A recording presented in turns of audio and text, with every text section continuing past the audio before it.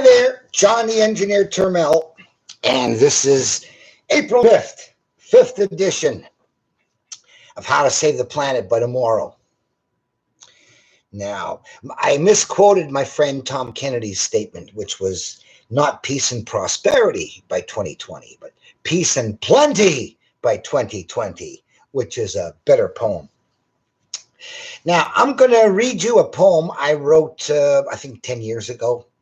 And about 10, 11 years ago. And it was called Flu, Beware of Toxic Ground.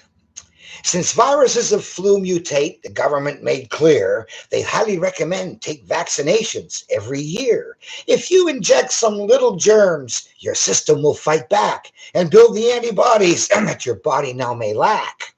I got my vaccination for the bird flu, like they said. My vaccination for the swine flu, or I might be dead. My vaccination for the A flu, B flu, C flu, 3. My vaccinations for the yearly threats I'm told they see. I took my state-blessed germs in duty's 50 years of shots. I don't know if it helped too much, but they sure cost us lots. And worse, those vaccinations, it may sadly soon be found, do nothing more than put on tomb, beware of toxic ground. So that was the poem where I told you that I didn't think that they were testing the vaccines properly. There are too many combinations to be tested for them to do it. And when you look at all the hidden information that they've suppressed and been caught doing, how can you have any confidence in these kind of people? So that is my flu. Now, we've been talking about how being stuck at home is going to be able to change your world. Well, yeah, I mean, the point is we're like under house arrest. But don't forget, there are a lot of people who have no money. They have no savings. What are they going to do? As a matter of fact, an article said a quarter of Americans have no emergency savings. A quarter. Wow. I told you, despair, devastation going on. Now, an interesting point. Why were Italy's numbers so high? Well, it's the same thing that the CDC is telling hospitals to do. List the COVID as the cause of death, even if you're just assuming or it only contributed to it. Now, in Italy, they looked deeper into those numbers for close to a 10% death rate. And they found that 88%, well, 90-some% of those people already had pre-existing conditions. So the COVID-19, the corona flu just finished them off.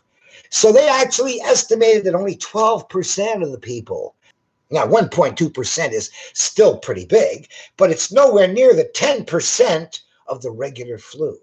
Now, that's the most important number for you to remember, because if you look at the numbers, you'll notice that the number of deaths is always about 10% of the number of confirmed cases through testing. Now, look at the coronavirus, 3,600 out of 180,000. That's only 2%. The coronavirus is 5 times less bad than the flu, it looks like, with the numbers. And that's before they start trying all these medications that they've been digging into. It might even go down more. So, boy, does it look like they shut down the planet on a hoax. Now, anytime you see exaggeration of numbers to scare people, you have to say hoax. You have to wonder hoax. And you'll notice that in these situations, the numbers are always exaggerated to amplify the scare. From underestimating flu's death rate by a factor of 100 to overestimating the corona death rate by, could be a factor of 8 in Italy. And so that's a lot of error and misinterpretation of actual data. And it always worked the same way. And that's the reason I tend to believe it's no worse than any common cold, and that I'm willing to suffer it rather than watch my world be destroyed to prevent it. Remember, yesterday I said, look, if we're going to have 25,000 cases of flu this year, well, we could cut it down to 5,000 by shutting down the economy, causing 800,000 suicides. Should we? Well, no. So if we shouldn't have done it for the flu, if the flu is a epidemic we must deal with, it's just not that dangerous. Well, I think that this might have been similar. Now, there's always the chance it's a bioweapon because of the way it spread so fast to 100 countries almost overnight. Okay, that's not normal, and therefore even looks more like a bioweapon. Whatever, it's a benign one. They didn't sick something on us that's terrible, that's worse than flu. They sick something on us that's not as bad as flu. Anyway, the panic worked. The panic worked. And hundreds of millions of people are in despair, had their lives destroyed. And the bears made a lot of money betting against the continued success of the stock markets. So, now, another interesting point. Pray that President Trump gives the nation a miracle and opens the economy by Easter. Geez, if I was going to have to be in his position, I would simply say, look, it's looking like a regular flu, and we should probably treat it like a regular flu and see what happens.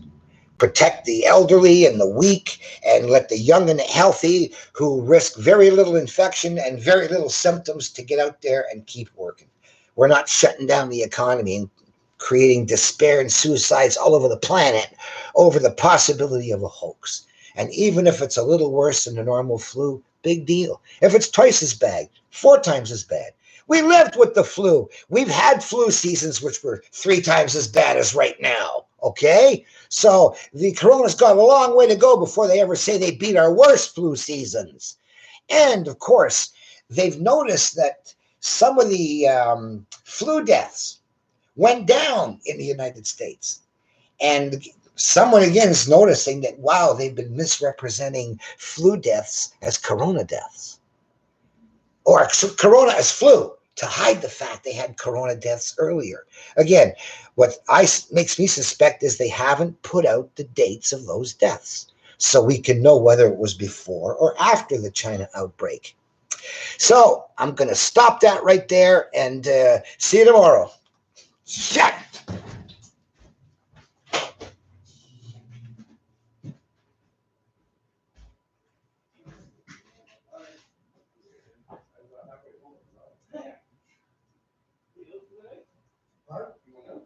No, I was doing a video. Oh, okay. All right, thanks. I'll be back.